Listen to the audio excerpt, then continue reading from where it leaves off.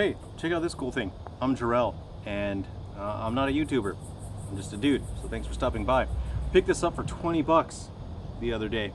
Bought it off someone who was selling it. It's broken. This is a 6-string mandolin from Myanmar. I suppose it could be referred to as a Burmese mandolin. I'm still doing research into the history of this instrument. Basically, at some point, mandolins made their way over to Burma, and they modified the instrument to have 6 strings, so it's 6 courses, single strings. They will not be the paired 4 courses of typical mandolins. So this doesn't really fit into the mandolin family. I would say it more closely should fit into a guitar family, really. Typically they're not tuned as guitars. I did watch some videos that showed how people tune and guitars, how they're meant to be played traditionally for their traditional music. But for me, I've already got a whole lot of stuff swirling on up there. It's full of stuff, there's a lot of stuff going on up there, and I don't have the space, I think, to learn a totally different tuning style for a language that I can't understand, because that's going to make it very difficult for me to find learning materials.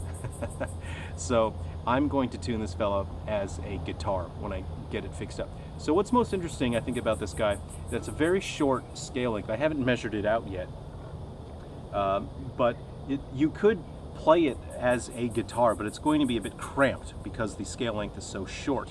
If you have a look at the neck here, I'll swing that right round, baby right round, you can see that it's actually very rounded, significantly more rounded than you would see on any guitar or any mandolin, for that matter.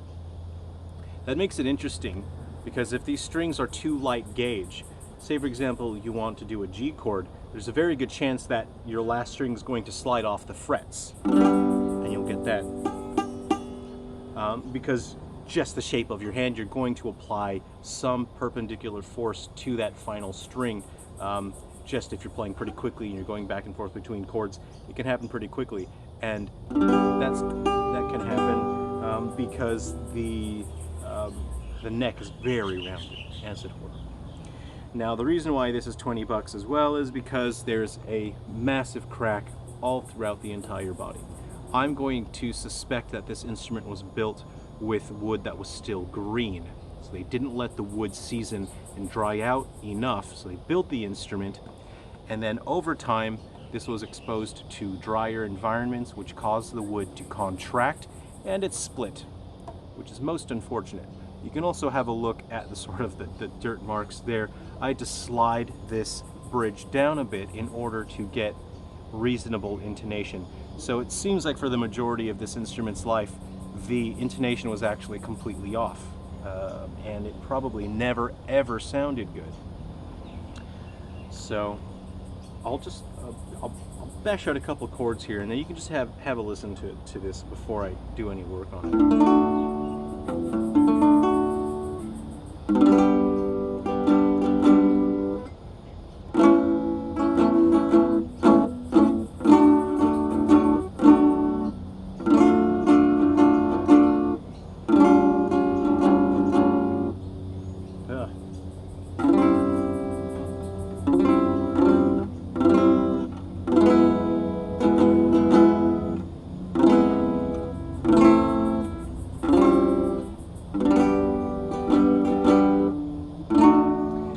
My brain's getting weirded out here, and a lot of that has to do with the spacing of the frets. They're very small. These are awful strings.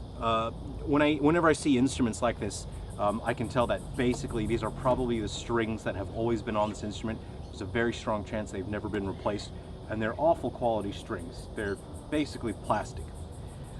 The saddle, or the entire bridge, I can, just by feeling the texture of a wood, you can tell it's a soft, spongy wood.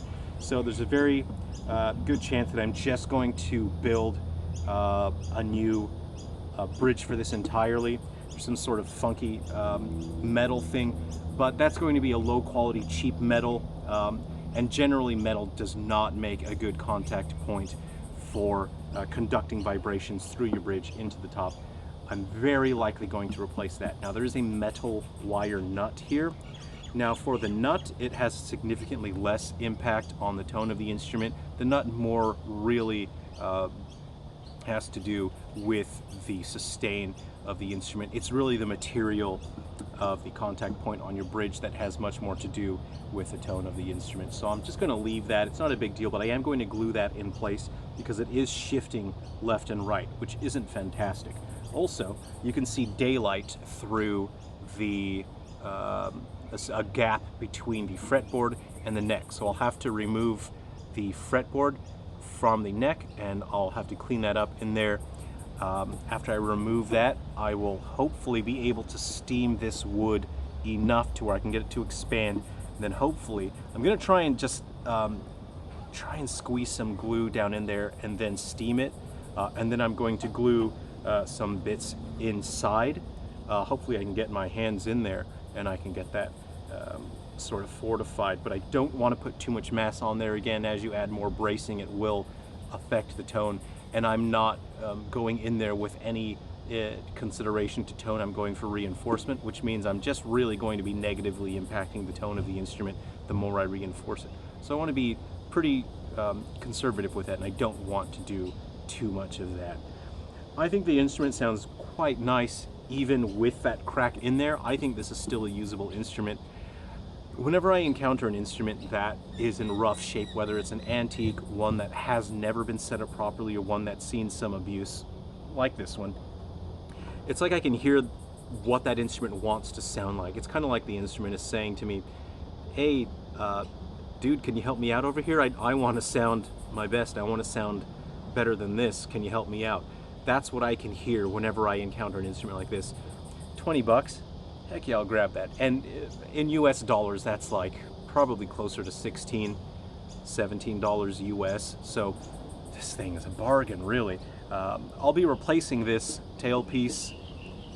A very strong chance that I'm just going to carve out most likely a maple and ebony, or an ebony with a bone cap. I'll see where I go from there. There's a good chance that I might just replace the tuning machines as well. They're pretty nasty. They're ugly, they're cheap, they're rough. Obviously the strings are rubbish. The neck, it feels all right. It's got a pretty nice curve to it. It's actually comfortable in the hand. And the fretboard is rough. As I move my fingers across these frets, it feels like the frets are sanding my fingertips off. That's not great, so I'm going to smoothen that out a bit. And along the edge, it does feel like it's slicing my fingers open, so that's not great as well. So I will be working on that. So I just wanted to share this with you. I can't read, I don't know what, the character set is called, but in English, it does say some address, South Quarter, Tarcata Township, Yangon, and that's where this guy comes from. So I'm very, very happy I was able to find such an interesting instrument. I had never heard of a Burmese mandolin before. So 6 strings, I think, is very cool. What I'm going to try in terms of strings, I'm going to go for a heavy gauge acoustic guitar set. And that's because it's a shorter scale. When you have a shorter scale, you have less tension on the strings, which generally will result in more rattling. You can have more wolf tones at that point, and you won't have as much volume and tonal clarity if the strings are too slack. You need the strings to have a certain amount of tightness. There needs to be a particular amount of downward force or tension on the top in order for the instrument to really sing and sound its best. So I'll experiment a bit, but first I'm going to try a heavy set of guitar strings. So I don't want to make your ears bleed. I'm not going to play this anymore. I think it sounds rough. It's rough to hear, but I'm really looking forward to working on this instrument, and I'd like to share the process with you guys. If you're interested, let me know if you actually want to see me working on this. If not, then I'm just gonna work on it on my own. Something real weird here. It just looks like they use like balls of solder at the end of these strings. You know, they're not like technically ball end, but they look like they're made out of solder. It's not great. Anyway, hey, there's a new fun project for me. I've also got a couple other projects as well. I've got a sopranino ukulele coming in, and I'll be converting that into a piccolo mandolin, or technically a mandolinetto. A mandolinetto is a mandolin with a guitar-shaped body. They generally have a warmer, softer sound to them as opposed to that nice bright attack that a typical teardrop-shaped mandolin body has. Anyway, that's another video for another day. Thanks for stopping by, and I hope you'll stop by again soon. Take care of yourselves. We'll see you.